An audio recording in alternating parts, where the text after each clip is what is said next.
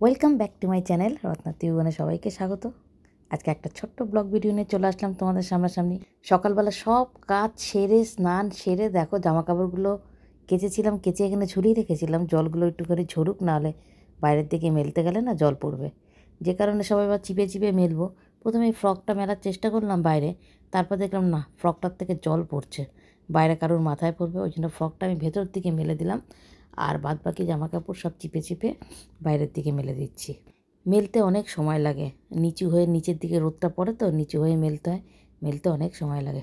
অনেক কিছু মেনে কিন্তু সংসার করতে হয়, তাই না? অনেক নিয়ম কানুন, অনেক আচার বিচার করেই সংসার করতে হয়। কথাতেই তো আছে, আচারের লক্ষ্মী বিচারে পণ্ডিত, তাই না? যত আচার বিচার করবে তত ঘরের লক্ষ্মী অধিষ্ঠান করবে, স্বামীর আয় উন্নতি বাড়বে, তাতে সংসারের শান্তিও হবে। চেষ্টা করি, কতটা কি পেরে উঠি জানি না, যার জন্যই আমি একদম সকালে সব আশিবাসি কাজ সেরে একদম স্নান সেরে ঠাকুরঘরে চলে যাই, পুজো টুজো দিয়ে এসে তারপরে আমি রান্নাঘরের কাজটা করি। তাতে কি হয়, আমার বাসির ব্যাপারটাও থাকে না, প্লাস ঘরে আসল যে গৃহদেবতা তাকে সন্তুষ্টও করা হয়। তাকে সন্তুষ্ট করে তারপরে ঘরে উনুনটা জ্বালাই, উনুনটা জ্বালিয়ে তারপর রান্না করি। উনুন তো না, এখন গ্যাসে। তো সেটাই আমি করার চেষ্টা করি। তার জন্য অনেক সমস্যাও হয়, কারণ সকালে প্রচুর পরিমাণে কাজের প্রেশার থাকে। তোমাদের দাদাভাই বেরোবে, আগে তো আরও সমস্যা ছিল, মেয়ে অফিস যাবে, তখন মেয়ে কলেজ ছিল, খুব সমস্যা ছিল। তোমাদের দাদাভাই কিন্তু হেল্প করতো আমাকে, মিথ্যা কথা বলে লাভ নেই, হেল্প করতো, সেরকমভাবে করে চলে আসছি, এখনও পর্যন্ত আসছি। শীতকালটা একটু কষ্ট হয় অত সকালে স্নান করতে, কিন্তু অভ্যাস হয়ে যায়, কোনো অসুবিধা হয় না। যে কথায় বলে না, মন থেকে চাইলে ঠিকই করা যায়। আর এটা করবো না এবার, এটা তো সংসারের ভালোর জন্য। আর এখন না সংসারের ভালো কথাটা মাথায় আসে না, করতে করতে ওটাই অভ্যাস হয়ে গেছে, ওই নিয়মেই আমি চলি। আর এতে আমি খুব স্বাচ্ছন্দ্য বোধ করি।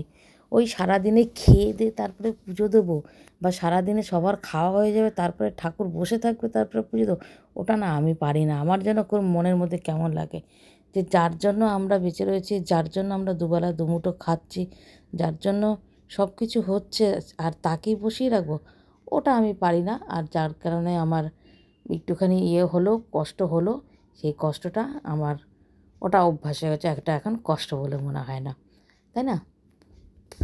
আর সংসার চলতে গেলে অনেক নিয়ম, অনেক কিছু আচার বিচার মানতে হয়, এতে সংসারে আয় উন্নতিও হয়, সব দিক থেকেই ভালো হয়, একটা ঘরে পজিটিভ এনার্জিও ঘরে থাকে।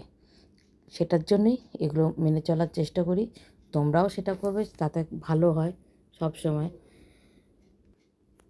কেননা দেখো, মানে যার যে ইষ্ট দেবতা, আমি যেন মা সন্তোষীর ভক্ত, তোমরা যে ঠাকুরের পুজো করো না কেন, সকালের প্রথমে যদি তার পুজো টুজো করে উঠে তারপরে যদি চাটা খাও না, এতে দেখবে মনটাও ভালো লাগবে, আর সারা দিনটাও ভালো যাবে, একটা এনার্জি থাকবে আলাদা।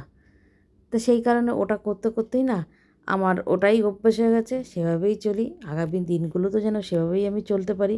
যেহেতু এই চ্যানেলে ভিডিওটা আমি খুব ছোট করি, যার জন্য খুব ছোট্টর ওপরে যতটা পারলাম তোমাদের সঙ্গে শেয়ার করার চেষ্টা করলাম। কেমন লাগলো সেটা জানিও, আর তোমাদের মূল্যবান মতামতটা আমার কমেন্ট বক্সে দিও, কেমন?